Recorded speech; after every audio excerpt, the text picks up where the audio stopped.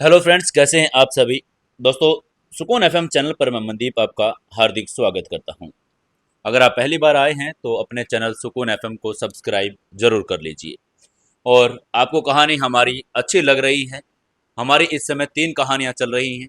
हमारी सुबह 8:15 बजे कहानी आती है सुपर वुमन मानवी। उसके बाद हमारी 6 बजे कहानी आती है love hacker.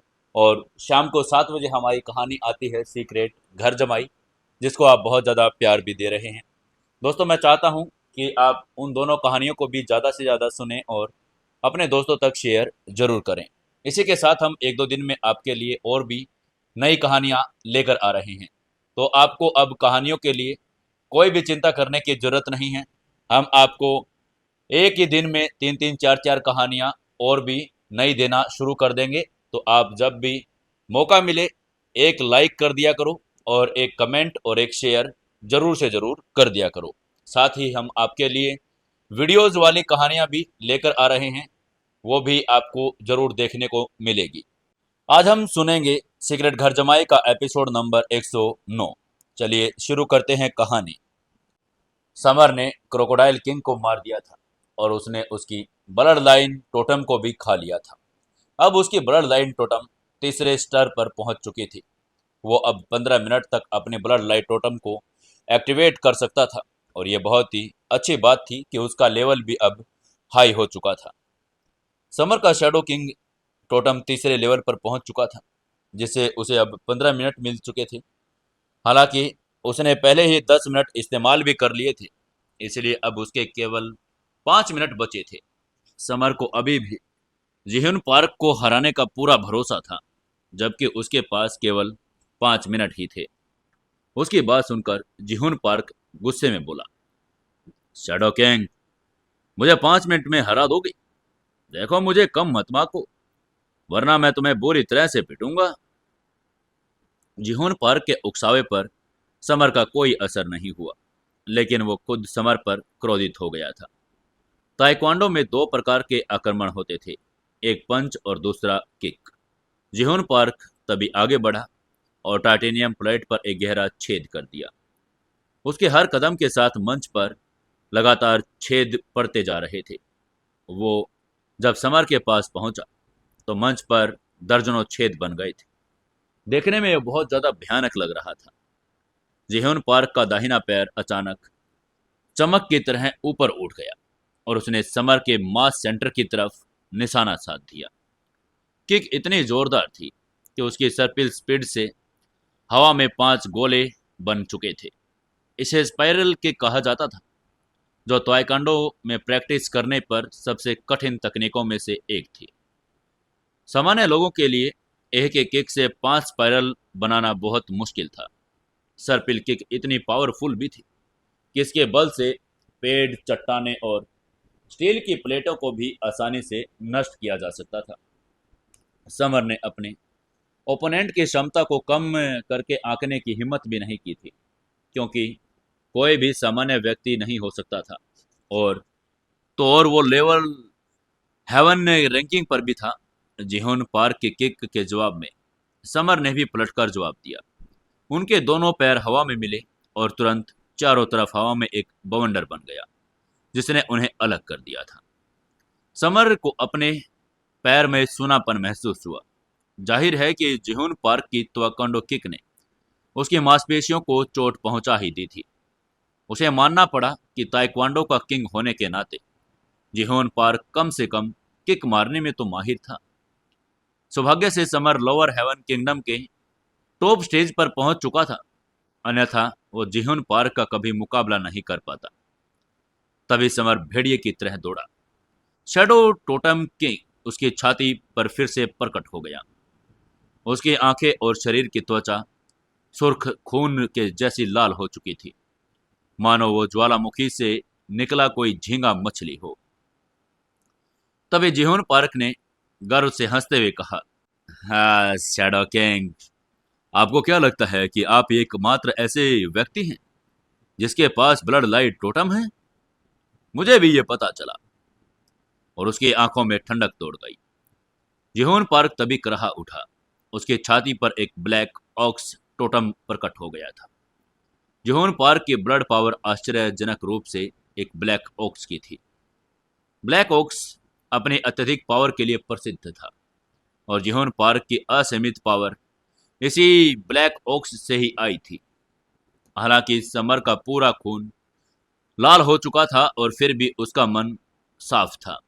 Black Woakes totem को देखकर स्तब्ध रह गया था और ये कोई आश्चर्य की बात नहीं थी कि जिहोन पार्क ने समर के साथ फाइट करने की हिम्मत दिखाई थी, क्योंकि उसने पहले ही अपनी ब्लड पावर को एक्टिवेट कर लिया था।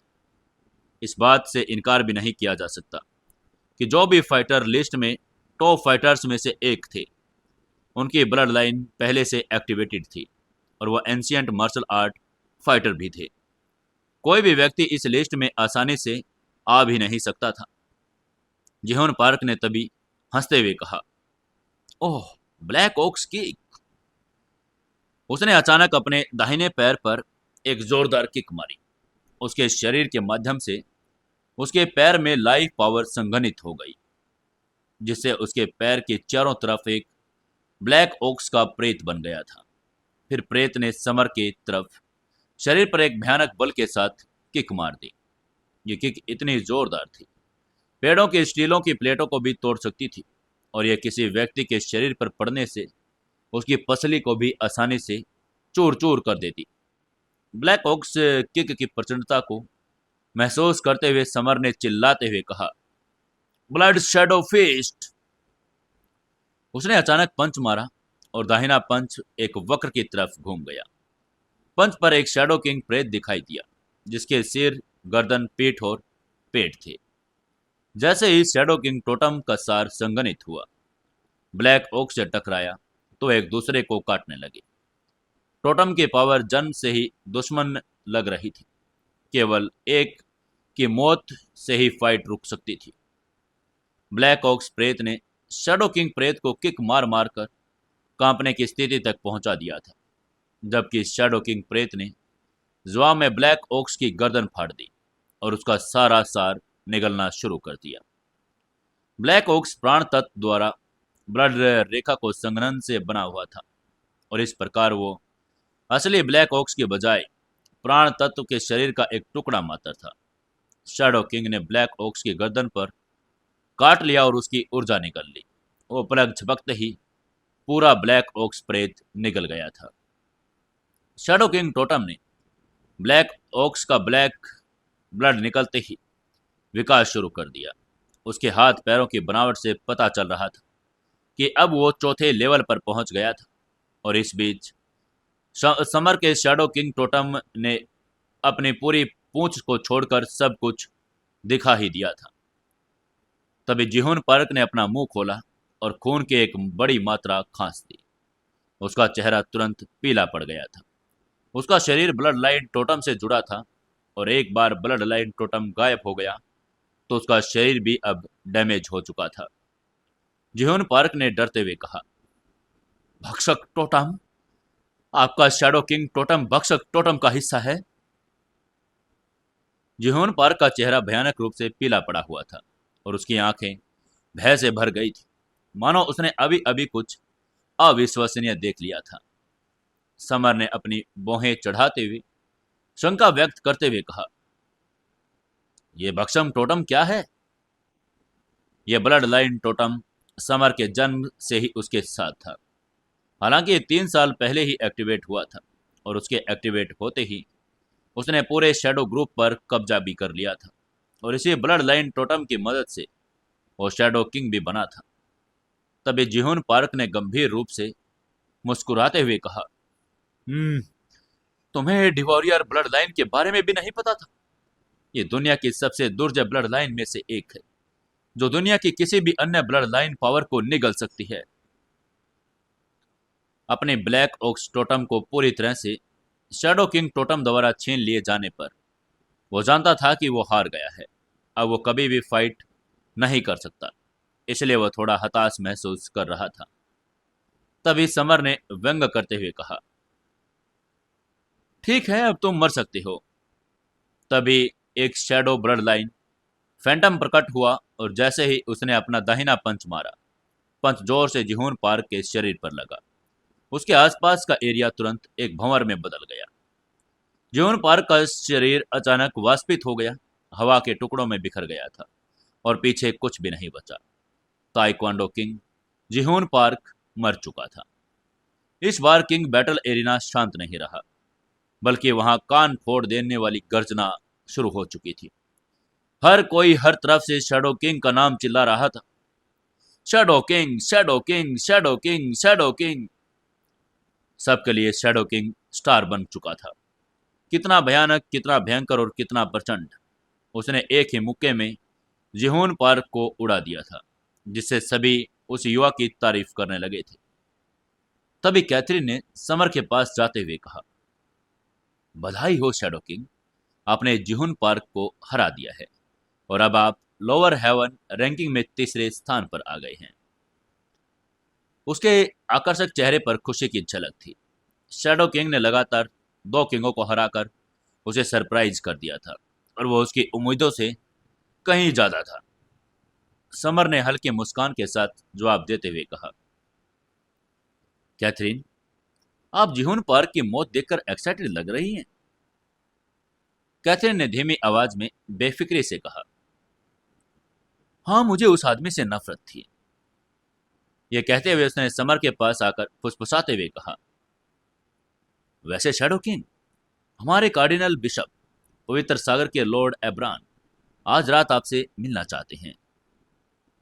उसकी आवाज इतनी धीमी थी कि वो बस दोनों ही सुन सकते थे। उसकी बात सुनकर समर ने बोहें चढ़ाई। उसकी आंखों में आश्चर्य की झलक आ गई थी। टाइगर ग्रुप में पवित्र सागर का सबसे बड़ा प्रभाव था। उसकी ताकत नीचे छिपे एक हिमखंड की तरह थी। एब्रोन की बात करें तो वो पवित्र सागर के कार्डिनल बिशप थे, जो पोप के बाद 3 कार्डिनलों में से एक थे और टाइगर ग्रुप में उनका बहुत बड़ा प्रभाव भी था। हालांकि समर ने कभी एब्रोन को नहीं देखा था, फिर भी उसने उनका नाम पहले सुना हुआ था, क्योंकि वो फ्रांस के सभी गैंग्स का एक प्रमुख शक्ति था। समर ने एक पल के लिए खुद को बुदबुदाते हुए कहा, क्या कैथरीन का कार्डिनल से कुछ लेना देना है? वरना वो अंडरवर्ल्ड में फाइटिंग एरिना के जनरल मैनेजर कैसे बन सकती थी? जरूर, मैं आज रात एब्रोन से तो मिलने के लिए तैयार हूं। उसने अपनी बात खत्म की और समर फाइटिंग रिंग से चला गया। आसपास के सभी लोग समर के लिए रास्ता बना रहे थे, पीछे अपने आप हट रहे थे और प्रशंसा भरी नजर से उसको घूर रहे थे। जाहिर है, समर को प्रशंसा भरी निगाहों के अलावा कुछ डरावनी निगाहों ने भी कुछ लोगों ने देखा था, जो रूस के किलर ली के मास्टर डुलुथ, जापान के तलवारबाज के 7वें किंग योशिचिरो इजू की तरफ से थी। चाहे प्रशंसा की नजर हो या दुश्मनी की, समर को इसकी कोई परवाह नहीं थी। वो मुड़ा और एलिस की तरफ चल पड़ा। समर ने एलिस के सुनहरे बालों को छूते हुए मुस्कुराते हुए कहा, एलिस, मैंने जुहून पार्क को हरा दिया है। अब से तुम्हें कोई भी परेशान नहीं करेगा। एलिस ने हल्के से मुस्कुराते हुए कहा, थैंक यू मास्टर। एलिस की आंखों में देखकर पता चल रहा था कि वो कितनी भावुक हो गई थी, क्योंकि वह समर के दर्द को देख सकती थी। उससे बदला लेने के लिए समर ने अपने ब्लड लाइन टोटम का इस्तेमाल जारी रखा था, जिससे उसे पहले भी बहुत चोट पहुंच गई थी। ब्लड लाइन टोटम के प्रभाव का समय भी बीत चुका था, इसलिए अब जो आया था उसके दुष्परिणाम थे। समर ने बेहोश होने से बचने के लिए अपनी जीभ का सिरा काट लिया, क्योंकि उसे पता था कि एक बार बेहोश होने पर डुलुथ, योशिचिरो इजू जैसे आसपास के दुश्मन उसे मारने आ जाएंगे। समर ने धीमी आवाज में बर्नार्ड से कहा, बर्नार्ड, चलो अभी तुम्हारे वाइन मैनर पर चलते हैं। उसकी हथेलियां पसीने से तर हो चुकी थी। बर्नार्ड ने देखा कि स्थिति गंभीर होती जा रही है, इसलिए वो समर को एलिस के साथ बाहर ले आया। किंग फाइटिंग एरिना में कई लोग शैडो किंग का ऑटोग्राफ लेने का इंतजार भी कर रहे थे। हालांकि एलिस ने उन्हें तुरंत मना कर दिया। जब समर वहां से बाहर निकला तो उसके माथे और पीठ पर पसीना बहुत आ चुका था। उसका पूरा शरीर अब पसीने से भीग चुका था। बर्नार्ड ने उसकी हालात देखकर चिंता भरे स्वर में कहा, हाइनेस शैडो किंग, प्लीज थोड़ी देर और रुके, रोल्स रॉयस आगे है। बर्नार्ड और एलिस समर के गाड़ी की तरफ लेकर जाने में मदद कर रहे थे। समर ने अपना सिर झुका लिया जैसे ही वो कार के अंदर पहुंचा, बेहोश हो गया। समर ने अभी अभी क्रोकोडाइल किंग और ताइक्वांडो के किंग को हरा दिया था। कुल मिलाकर उसका ब्लड लाइन टोटम अब चौथे लेवल पर पहुंच चुका था, और साथ ही उसके प्रभाव भी तुरंत फूट पड़े थे, जो पहले से कहीं ज्यादा भयावह लग रहे थे। एलिस ने समर को अपनी बाहों में खींच लिया और बर्नार्ड से कहा, बर्नार्ड, जल्दी गाड़ी चलाओ, इसे यहां पार्क मत करो। एलिस जानती थी कि दुनिया भर में शैडो किंग के कई दुश्मन हैं जो उसे मारना चाहते हैं। एक बार जब अगर उन्हें पता चल गया कि इस समय शैडो किंग बेहोश है, तो वो उसका बचाव कर नहीं पाएंगे। बर्नार्ड भी होशियार था। जाहिर है उसे मामले की गंभीरता का अंदाजा हो गया था, इसलिए उसने तुरंत अपनी गाड़ी स्टार्ट की और विला की तरफ चल पड़ा। फिर भी बीच रास्ते में एक युवक ने उनकी गाड़ी रोक ली। किमोनो पहने, हाथ में एक लंबी तलवार लिए एक युवक चुपचाप सड़क पर खड़ा था। एलिस के चेहरे के भाव एकदम से बदल गए थे जब उसने किमोनो पहने उस युवक को सड़क के बीचों बीच में देखा। तो उसने हैरान होते हुए कहा, क्या ये जापान के तलवारबाज के सातवें किंग योशिचिरो इजू हैं? जिस बात से वो सबसे ज्यादा डरी हुई थी, वो आखिरकार घटित हो गई थी। जापान के इस आदमी ने सड़क पर उन्हें रोक लिया था, और इसमें कोई शक नहीं था कि योशिचिरो इजू बहुत चालाक था, क्योंकि उसने पहले ही देख लिया था कि समर की हालात ठीक नहीं है। उसने समझ लिया था कि यह ब्लड लाइन टोटम का इस्तेमाल का नतीजा है। हालांकि इजू ने शैडो किंग को वहां नहीं मारा, क्योंकि कैथरीन भी वहां पर थी और ये साफ था कि अंडरवर्ल्ड की इस सरदार का शैडो किंग के साथ बहुत अच्छा रिश्ता था। इसके बजाय योशिचिरो इजू ने पहले छिपने का फैसला किया, और फिर उसने एलिस और अन्य लोगों का पीछा करने के बाद देखा कि शैडो किंग उसकी उम्मीद के मुताबिक बेहोश हो ही गया था, और इस तरह फाइटिंग एरिना से बाहर निकलते ही वो उन्हें रोक पाया था।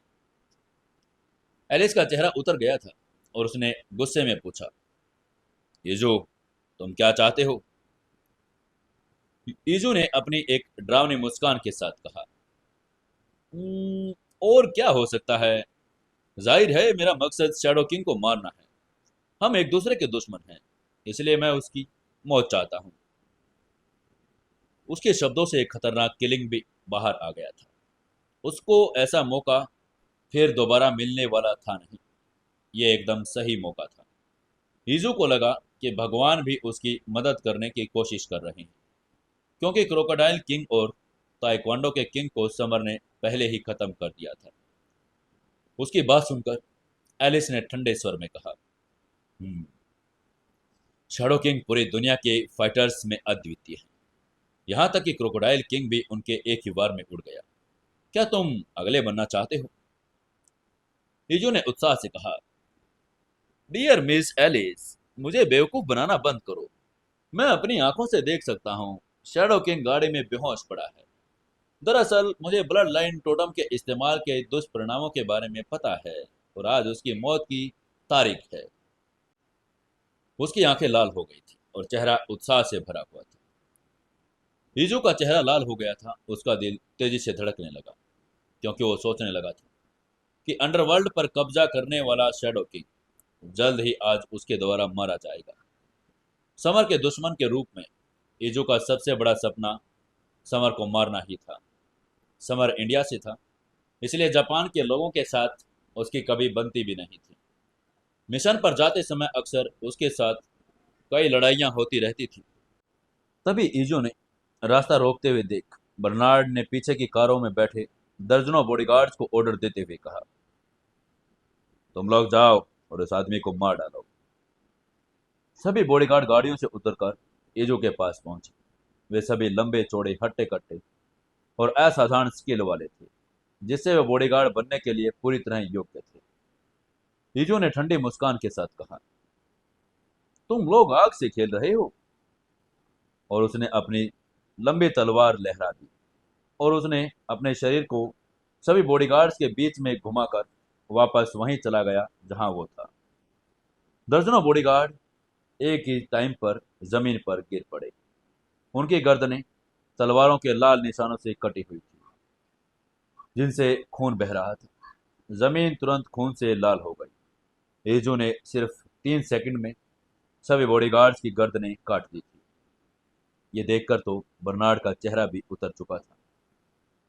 उसके सभी बॉडीगार्ड मर गए हैं। एजू वाकई बहुत पावरफुल था, क्योंकि बर्नार्ड के सभी बॉडीगार्ड भी अच्छे फाइटर थे। और यह भयानक था कि एजू ने 3 सेकंड में उन सभी फाइटर्स को मार दिया था, वो भी सिर्फ उनकी गर्दनें काटकर।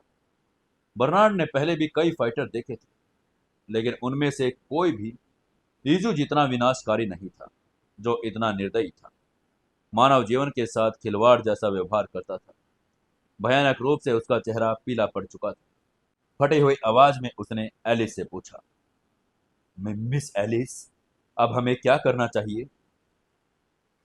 ईजू द्वारा अपने ही बॉडीगार्ड को 3 सेकंड में मरता देखकर बर्नार्ड सचमुच में घबरा चुका था। वो तो बस एक बिजनेस टाइकून था, जिसे फाइट के बारे में कुछ भी नहीं पता था। ईजू के पास पहुंचने से पहले ही तलवार की गति से उसकी मौत हो जाती। एलिस की हथेलियां भी पसीने से तर थी, क्योंकि वो सिर्फ एक डबल एस की फाइटर थी, और वो किसी भी जानकारी से बड़ी आसानी से निकाल तो सकती थी, लेकिन ईजू से निपटने के लिए वो बहुत कमजोर थी। समर को अभी भी बेहोश देखकर एलिस की मोहक आंखों में दृढ़ संकल्प झलक आया। वो शैडो किंग को कुछ भी नहीं होना दे सकती थी, चाहे उसकी जान ही क्यों न चली जाए। जब एलिस गाड़ी का दरवाजा खोलकर बाहर निकलने वाली थी, तभी थाई शैली के कपड़े पहने एक आदमी कार के सामने आ पहुंचा था। इस आदमी के आकर्षक चेहरे पर लंबी और सीधी नाक और गहरी भौहें थी। वो गोल मटोल तो जरूर था, लेकिन इससे उसके लचीलेपन पर कोई असर नहीं पड़ा था। वो बिना किसी की नजर पड़े हवा की तरह गाड़ी के सामने आ गया था। सामने खड़ा युवक कोई और नहीं बल्कि थाईलैंड का बॉक्सर किंग गुआओ था, जो एक मुक्के से गाड़ी को गिरा सकता था। हीजू ने अपना चेहरा झुकाकर उससे पूछा, इससे तुम्हारा क्या लेना देना है गुआओ? गुआओ लोअर हेवन लेवल के टॉप पर था और लोअर हेवन रैंकिंग में दूसरे स्थान पर था, इसलिए वो ईजू से ज्यादा पावरफुल था। हालांकि ईजू ने जो सवाल किया था, लेकिन उसने फाइट शुरू करने की हिम्मत नहीं की। गुआओ ने अपनी भौहों को थोड़ा ऊपर उठाया और धीमी लेकिन घमंडी आवाज में कहा, शैडो किंग मेरा दोस्त है, इसलिए अब तुम यहां से चले जाओ। उसने इजू को जरा भी गंभीरता से नहीं लिया। इजू का चेहरा यह सुनकर काला पड़ गया था। उसने थोड़ा गुस्सा करने की कोशिश करते हुए कहा, वाओ, मैं जापान का तलवार लीग की किंग हूं। क्या तुम सच में मुझे रोकना चाहते हो? जाहिर है किसी दूसरे व्यक्ति द्वारा चिल्लाए जाने पर आहत हो गया था। जापान में तलवार लीग का किंग का भयानक प्रभाव भी था। यहाँ तक कि ड्रैगन ग्रुप में भी यह प्रसिद्ध था। इस लीग में कुल 7 तलवारबाज थे, लेकिन इजू केवल 7वें स्थान पर था। उसे आगे के फाइटर और भी अविश्वसनीय थे। उदाहरण के लिए इजू का छठा सीनियर भाई एक हाई लेवल का तलवारबाज था।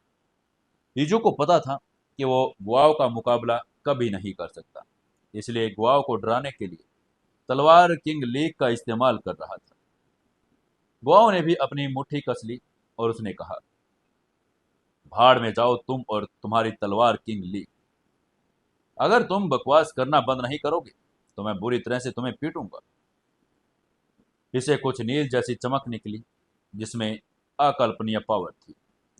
गुआओ अपनी मुट्ठी कस ही रहा था कि उसके हमला करने से पहले ही जमीन पर दरार पड़ गई। लोअर हेवन लेवल की चोटी वाकई कितनी दुर्जय थी। ईजू जमीन पर दरार पड़ते ही देखकर डर गया। उसकी आंखों में हैरानी झलक रही थी। उसे पता था कि अगर गुआओ ने उसे पंच मारा तो वह जरूर एक ही पंच में मर जाएगा। ईजू ने तभी गुस्से में कहा, गुआओ, तुमने मुझे रोकने की हिम्मत की, बस रुको और मेरी तलवार किंग लीग तुम्हें आसानी से जाने नहीं देगी। ईजू ये शब्द कठोर बोलकर वहां से चला गया।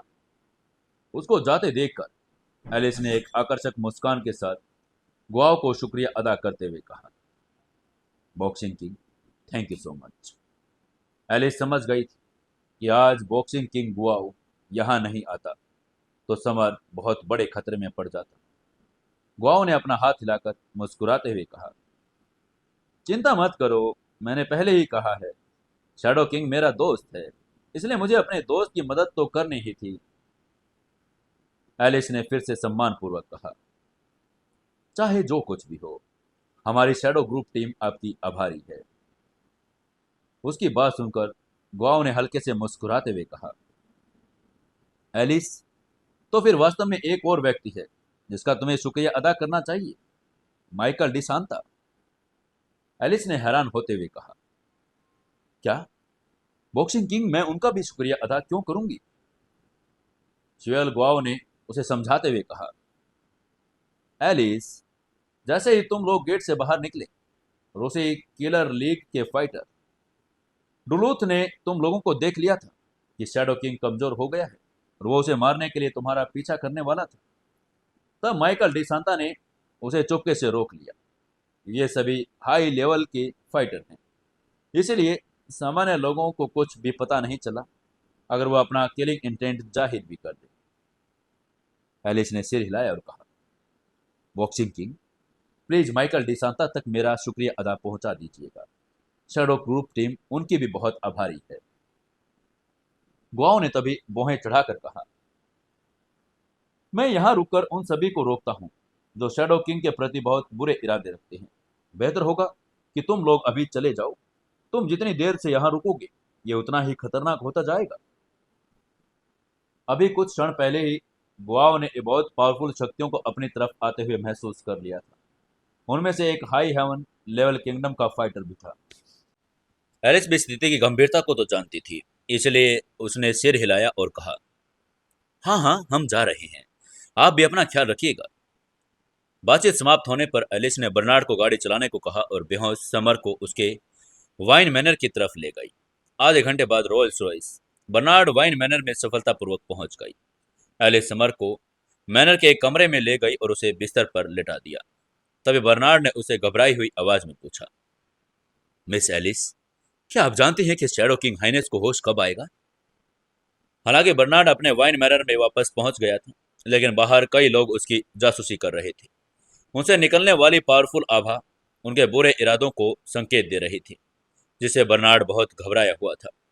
जाहिर है एलिस ने भी बाहर की परछाइयां देख ली थी, इसलिए उसने अपने बोहें सिक्योरते हुए जवाब दिया, वो थकावट के कारण बेहोश हुए हैं, इसलिए वो जल्दी ही होश में आ जाएंगे, आप चिंता ना करें। समर इस समय कोमा में था, लेकिन उसके शरीर में कई बदलाव हो रहे थे। ये बदलाव नहीं कहा जा सकता, ये तीव्र काया पलट थे। उसके शरीर में ब्लड पावर विकसित हो रही थी। शैडो किंग का दुर्बल ब्लड बढ़ रहा था।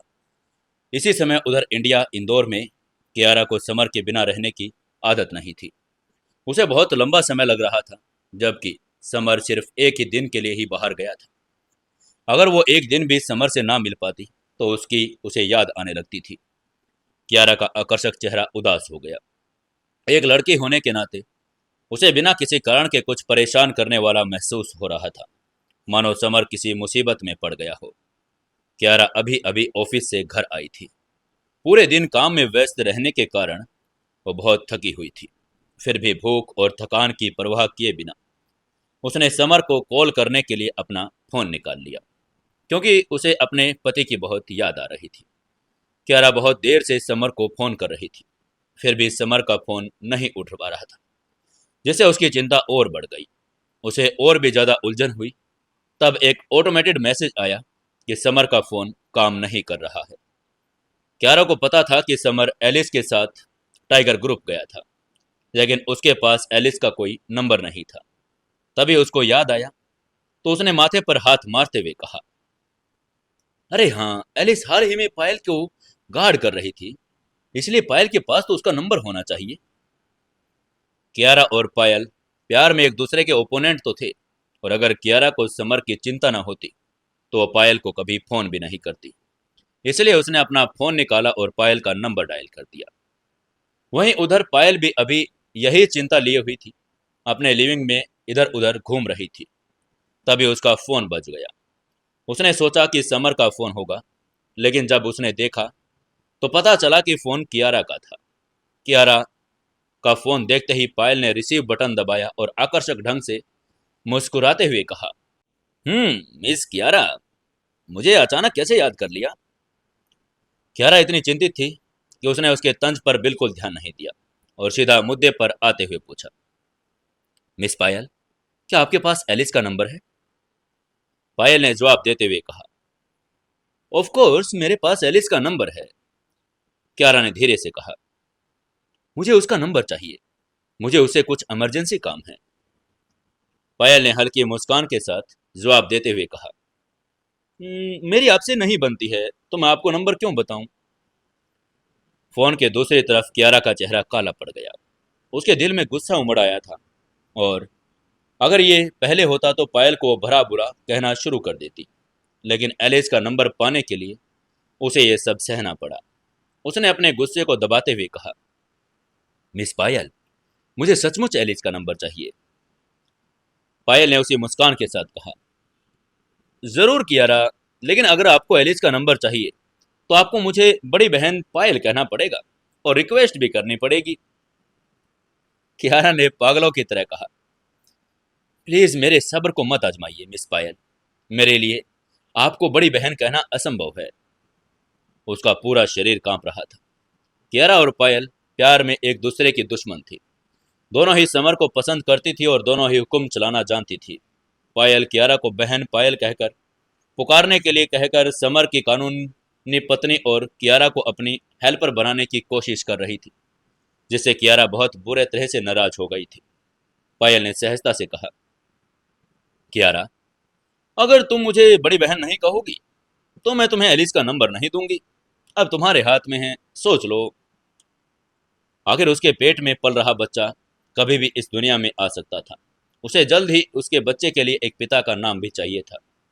वो नहीं चाहती थी कि उसका बच्चा बिना पिता के इस दुनिया में आए। बच्चे के लिए पिता की तलाश में समर निसंदेह उसकी पहली ही पसंद था। पायल अब जब किसी भी तरह से कियारा से समर को चुराना चाहती थी। तभी कियारा ने थोड़ा निराश होते हुए कहा, मिस पायल, आप बहुत निर्दयी हैं। जैसे ही आप मुझे एलिस का नंबर दोगी वैसे ही मैं आपको बड़ी बहन कहूंगी। पायल ने उसको और चिढ़ाते हुए कहा, नहीं नहीं, पहले मुझे बड़ी बहन कहो, उसके बाद ही नंबर मिलेगा, ऐसे नहीं। कियारा के पास अब कोई चारा नहीं था। उसने धीरे से कहा, बड़ी बहन पायल, प्लीज मुझे एलिस का नंबर दे दीजिए। कियारा ने अपने क्रिस्टल जैसे सफेद दांत कस लिए। उसकी नाक सिकुड़ गई थी। उसको पायल पर बहुत ज्यादा गुस्सा आ रहा था। पायल के आकर्षक चेहरे पर एक खुशी झबक गई थी। उसने खुश होते हुए कहा, ओह छोटी बहन कियारा, एलिस का नंबर है 98। और उसने कियारा को नंबर दे दिया। कियारा ने एलिस का नंबर लिखते ही फोन काट दिया। वो पायल के साथ बात करके समय बर्बाद नहीं करना चाहती थी, क्योंकि वो इस चालाक लोमड़ी से बहुत नाराज थी। पायल द्वारा दिया गया नंबर लेकर कियारा ने एलिस को फोन करना शुरू कर दिया। कॉल जल्द ही कनेक्ट हो गई। एलिस को पता नहीं था कि उसको किसका कॉल था, क्योंकि उसके पास कियारा का नंबर नहीं था। एलिस ने नंबर को घूरते हुए भौहें चढ़ाई और उसने कॉल अटेंड करते हुए पूछा, हेलो कौन, क्या बात है? कियारा ने अपने लाल होठ खोले और सीधे कहा, मैं समर की पत्नी कियारा बोल रही हूँ। क्या तुम समर से मेरी बात करवा सकती हो एलिस? कियारा की बात सुनकर एलिस के माथे पर बल पड़ गए। उसे उम्मीद नहीं थी कियारा उसे फोन करेगी। एलिस को समझ नहीं आ रहा था कि वो क्या करे। उसने एक पल के लिए बिस्तर पर बेसुध लेटे समर को देखा।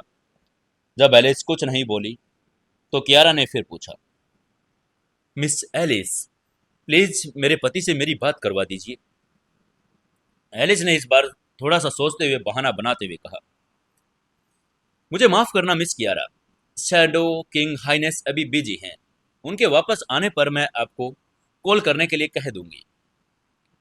एलिस ने झूठ बोला और कियारा को नहीं बताया कि समर अभी बेहोश पड़ा है। उसकी बात सुनकर कियारा ने उदास स्वर में कहा, ठीक है, प्लीज उसे याद दिलाना जैसे ही वो वापस आए। मुझे फोन करे और उसे बता देना कि मुझे उसकी बहुत याद आ रही है। कियारा उदास हो गई थी। उसने अपना फोन रख दिया। वहीं उधर एलिस का चेहरा भी कंफ्यूजन से भर गया था। उसके मन में कुछ मिली जुली भावनाएं थी। वो कियारा से जलन महसूस कर रही थी, क्योंकि कियारा समर की कानूनी पत्नी थी, जिसके पास मैरिज सर्टिफिकेट भी था, और वो समर सिर्फ की साइड गर्लफ्रेंड थी। एलिस ने कियारा से बात करने के बाद कुछ ही देर बाद पायल ने समर के बारे में पूछने के लिए फ़ोन किया। एलिस के पास पायल से एक और झूठ बोलने का अलावा कोई चारा नहीं था। पायल से बात करने के बाद एलिस ने समर की ओर देखते हुए कहा, शैडो किंग हाइनेस, प्लीज होश में आ जाइए ना। कियारा, पायल और मैं और कई अन्य लोग भी आपकी चिंता कर रहे हैं। प्लीज जल्दी करके होश में आ जाइए। उसकी आंखें कोमलता से भरी थी। समर बिस्तर पर लेटा हुआ था और इसी बीच उसका शैडो किंग टोटम विकास के अधीन में था। समर के मेरिडियंस में एक काला भंवर दिखाई दिया। ये काला भंवर बहुत ही अजीब लग रहा था, मानो यह ब्रह्मांड में एक ऐसा ब्लैक होल हो जिसके अंदर इतना अंधेरा हो कि कोई अंत तक देख ही ना सके। काला भंवर गोल और अथाह था। ऐसा लग रहा था मानो वो किसी रहस्यमय जगह से जुड़ा हुआ हो। कोई भी खगोल शास्त्री इस काले भंवर को देखकर चौंक जाएगा, क्योंकि समर के अंदर का काला भंवर अंतरिक्ष में देखे गए ब्लैक होल के समान ही था। ब्लैक होल ब्रह्मांड की किसी भी ऊर्जा को अपने अंदर डाल सकता था। स्पेसिस, एस्ट्रॉयड और यहाँ तक कि प्रकाश भी इससे नहीं बच सकता। समर के अंदर का काला भंवर यूनिवर्स के ब्लैक होल की तरह ही ऐसा बन गया था। हालांकि ये नया बना था, लेकिन ऐसा लग रहा था कि यह ऊर्जा को सोख रहा हो। बस फर्क इतना था कि वो क्रोकोडाइल किंग से क्रोकोडाइल टोटम और जिहोन पार्क से ब्लैक ओक्स टोटम को सोख रहा था। समर की भी पावर इससे और ज्यादा बढ़ रही थी, इसीलिए वो बेहोश था। तभी बर्नार्ड ने दरवाजा धक्का देकर खोला और जल्दी से अंदर आ गया। बर्नार्ड का चेहरा पीला पड़ गया था। उसने डर के मारे कहा, मिस मिस एलिस, अब हमारे सामने मुसीबत आकर खड़ी हो गई है। कंकाल लीग और हेल अलायंस के किलर्स आ रहे हैं। उन्होंने सामने के दरवाजे पर तैनात सभी सिक्योरिटी गार्ड्स को भी मार दिया है, और उन्होंने कहा है कि वो शैडो किंग हाइनेस का सिर कुचल देंगे। उसकी बात सुनकर एलिस का चेहरा अचानक काला पड़ गया। कंकाल लीग और हेल अलायंस टाइगर ग्रुप के 4 सबसे बड़े किलिंग गैंग्स थे। समर ने कुछ महीने पहले ही शैडो ग्रुप टीम के साथ इन दोनों लीग के हेड को मार डाला था। जाहिर है वो अब अपना बदला लेने के लिए आ रहे थे। तभी अचानक उनको बाहर से एक जोरदार चीख सुनाई दी, शैडो किंग, बाहर आ जाओ, मरने के लिए तैयार हो जाओ शैडो किंग। उसकी आवाज में खतरनाक किलिंग इंटेंट था। आवाज सुनते ही बर्नार्ड ने अपने चेहरे पर भय के भाव के साथ कहा, मिस एलिस, ये बहुत बुरा है। ये किलर्स पहले से ही बाहर हैं। हम अब क्या करेंगे मिस एलिस? पेरिस के एक बड़े बिजनेस टाइकून के रूप में वो कंकाल लीग और हेल अलायंस के इन सुपर किलर से पूरी तरह से वाकिफ था। एलिस ने बेहोश समर को देखा और अपने दांत पीसते हुए कहा, यहीं रुको और शैडो किंग का ध्यान रखो। मैं उन्हें रोकने जा रही हूं। एलिस पूरी तरह से जानती थी कि बर्नार्ड एक सामान्य इंसान है। उसे बाहर भेजने का मतलब उसकी तुरंत मौत हो सकती थी। वो कम से कम एक डबल एस की फाइटर तो थी, इसलिए कम से कम वो उन्हें थोड़ी देर तो रोक सकती थी। तभी बर्नार्ड ने धीरे से कहा, मिस मिस एलिस। बर्नार्ड और कुछ भी कहना चाहता था, लेकिन एलिस पहले ही दरवाजे से बाहर जा चुकी थी। वो जानते थे कि ऐसा करना कितना खतरनाक है। शायद उसे अपनी जान भी देनी पड़ सकती थी, लेकिन समर की खातिर उसे अपनी मौत भी मंजूर थी। जैसे ही उसने दरवाजा खुला, उसके हाव भाव तुरंत बदल गए। उसकी पुतलियां अचानक सिकुड़ गई थीं। 100 से ज्यादा काले कपड़े पहने आदमियों ने उसका स्वागत किया। ये काले कपड़े आदमी 2 टीमों में बटे हुए थे। बाएं तरफ के कपड़े पर खोपड़े के निशान के डिजाइन थे, जो कंकाल लीग को दर्शाते थे, और दाएं तरफ के कपड़ों पर हेल के डिजाइन बने थे, जो हेल अलायंस का प्रतिनिधित्व करते थे। ये 100 आदमी 4 टॉप किलर्स लीग में से थे और 2 आए थे। उनमें से हर एक की बॉडी से एक पावरफुल आभा निकल रही थी, जो खतरनाक किलिंग इंटेंट निकल रही थी। ये सभी किलर्स टॉप लेवल के फाइटर्स थे। कम से कम एस लेवल के, और दोनों head top level triple S के फाइटर थे। तभी एक भारी आवाज आई, शैडो किंग कहाँ है? अगर वो मर गया, एक औरत को कैसे बाहर भेज सकता है? क्या वो इतना कंगाल हो चुका है? आवाज कंकाल लेके हेड की थी। वो 30 साल का एक आदमी था जो लंबा चाकू पकड़े हुए था। उसका चेहरा एकदम ठंडा था। तभी हेल अलायंस के प्रमुख ल्यूक ने कहा, अरमान, क्या तुम भूल गए? इजू ने हमें शैडो किंग की बेहोशी के बारे में बताया था। वो शायद अब तक मर चुका होगा। ये सुनकर कि इजू ने ही इन किलर्स को शैडो किंग के बेहोश होने की खबर दी, एलिस का चेहरा काला पड़ गया। वो गुस्से से आल बबूला हो गई थी। उसे मानना पड़ा कि इजू बहुत ज्यादा चालाक था। उसे पता था कि बॉक्सिंग किंग ग्वाओ उसे आगे नहीं जाने देगा, इसलिए उसने बेहोश समर की खबर कंकाल लीग और हेल अलायंस को दी ताकि वो लोग उसे मार दें।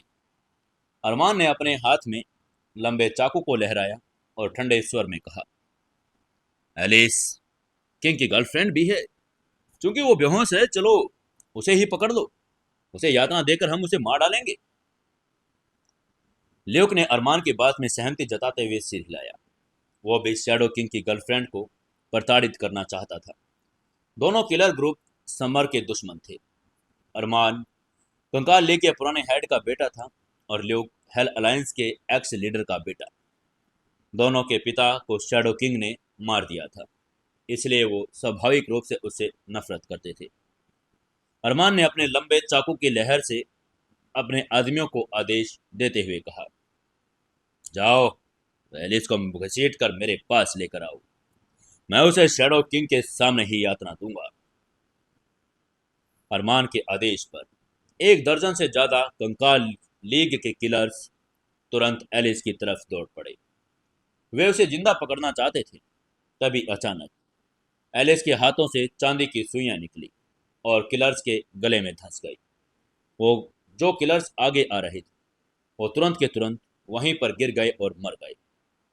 ये केवल एस के फाइटर थे, इसलिए स्वाभाविक रूप से एलिस के लेवल डबल एस की ताकत उनके सामने कुछ भी नहीं थी। ये देखकर कि एलिस ने उसके 1 दर्जन आदमियों को चुटकी में मार दिया और छिपे हुए हथियार का इस्तेमाल भी किया, अरमान की आंखों में क्रोध की चमक आ गई थी।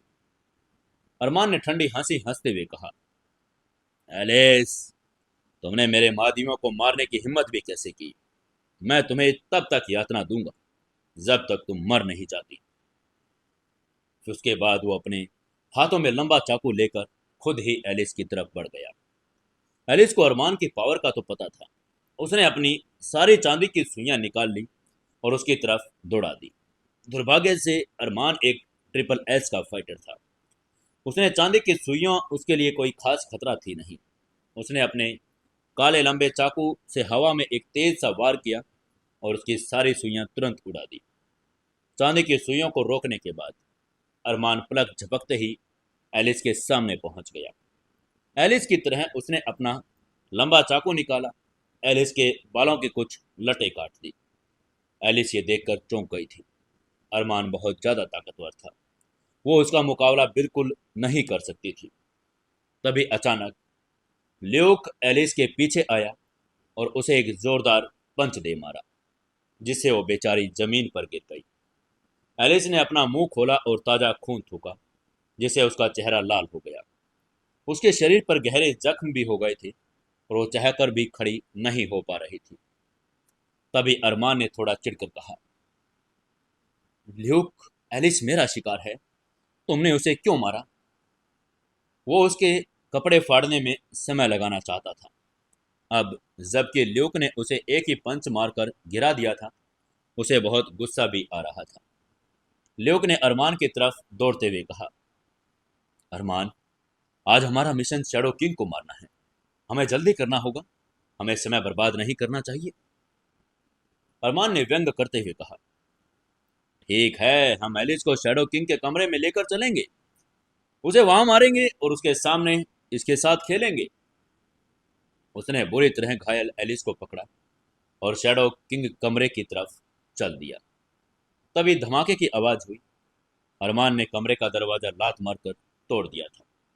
वहां बिस्तर पर बेहोश पड़े शैडो किंग और उसके केयर टेकर बर्नार्ड ने उसका स्वागत किया। कई किलर्स को अंदर आता हुआ देखकर बेचारा बर्नार्ड तो बुरी तरह से घबरा गया था। उसने धीरे से डरते हुए कहा, तुम तुम लोग अंदर कैसे आए? तभी अरमान ने बर्नार्ड को थप्पड़ मारा और उसे दूर उड़ा दिया। बर्नार्ड के शरीर से खून की तेज धार निकली और उसका शरीर बुरी तरह से कांपने लगा था। फिर अरमान ने समर की तरफ मुड़ते हुए कहा, शैडो किंग, मुझे लगा था कि तुम बहुत ताकतवर हो। मैं तुम्हारा सिर काटकर अपने पिता का बदला लूंगा, फिर तुम्हारी गर्लफ्रेंड को यातना भी दूंगा। बेहोश शैडो किंग को देखते हुए उसके चेहरे पर एक अजीब सी उदासी छा गई थी। एलिस की आंखें निराशा से भर गई। उसके सुंदर चेहरे पर आंसू थे। उसने बाद में जीभ काटकर सुसाइड करने का फैसला कर लिया था। मरते हुए वो शैडो किंग के साथ रहना चाहती थी। वो इन दरिंदों को खुद के साथ जबरदस्ती नहीं करने दे सकती थी। तभी अरमान ने ठंडी हंसी के साथ कहा, ओह प्लीज बेबी, रो मत। शैडो किंग का सिर काटने के बाद हम खूब मस्ती करेंगे। उसने अपने हाथ में पकड़ा लंबा चाकू लहराया और समर के सिर पर वार कर दिया।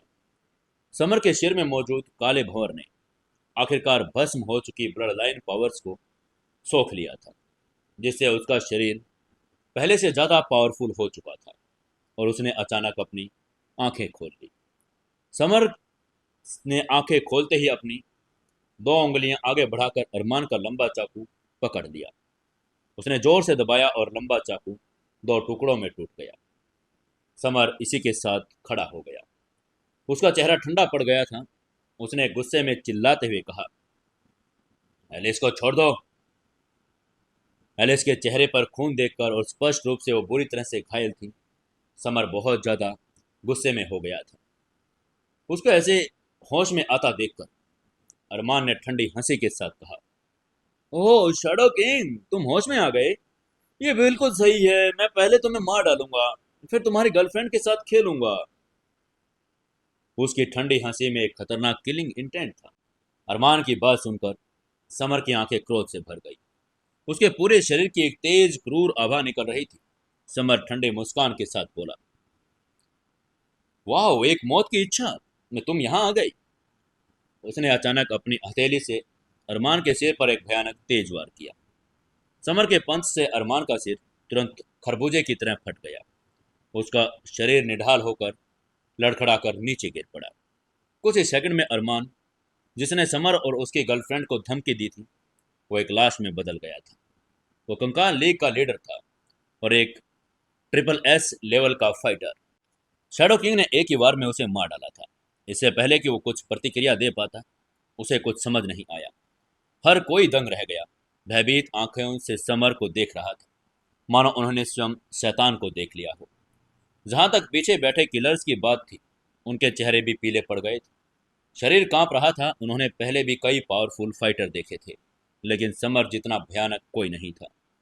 एक ही वार में उसने एक ट्रिपल एस के फाइटर को मार दिया था। समर ने अरमान को ऐसे मारा मानो कोई मक्खी मार दी हो। उसने मरे हुए अरमान की तरफ देखा भी नहीं। उसने झट से एलिस को अपनी बाहों में भर लिया और खून पहुंचते हुए चिंतित भाव से उसे देखने लगा। मरे हुए अरमान को देखकर ल्यूक का चेहरा भी पीला पड़ गया था।